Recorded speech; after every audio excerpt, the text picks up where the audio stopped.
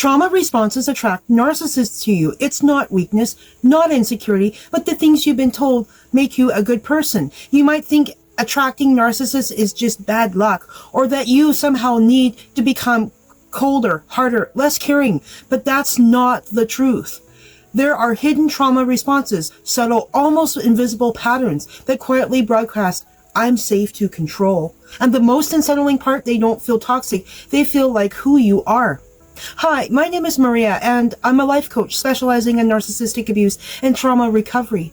I hope my videos are helpful, informative, and validating for you. The first signal isn't being too emotional, it's being too understanding. You don't just listen, you explain people. When someone hurts you, your instinct isn't anger, it's curiosity. Maybe they had a hard childhood, maybe they didn't mean it, maybe I misunderstood.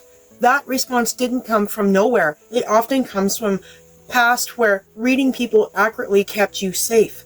So now, instead of reacting to behavior, you decide it.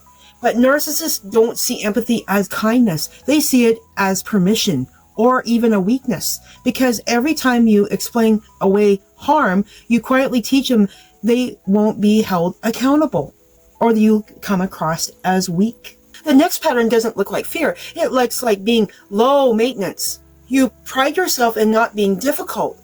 You don't ask for much, you go with the flow, you let things slide. People describe you as chill, relaxed, drama-free.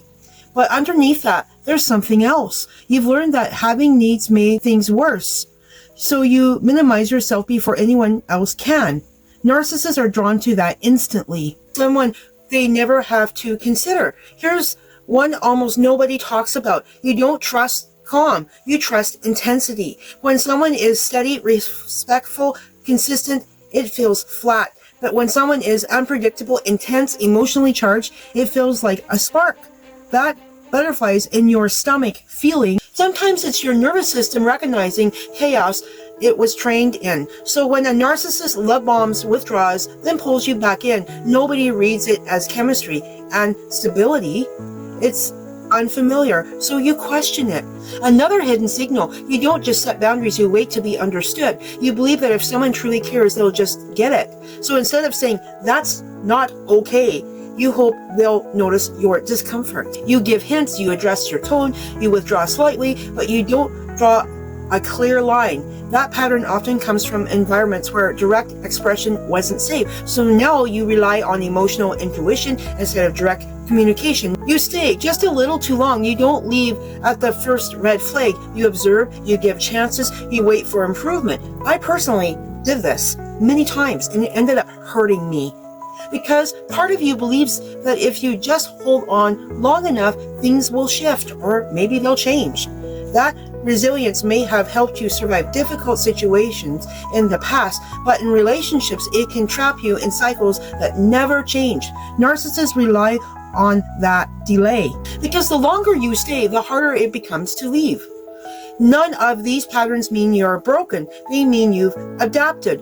What once protected you now quietly place you in harm's way. Awareness isn't about blaming yourself. It's about recognizing the signals you didn't know you were sending. So you can start sending different ones. And the moment you do, you don't just stop attracting narcissists.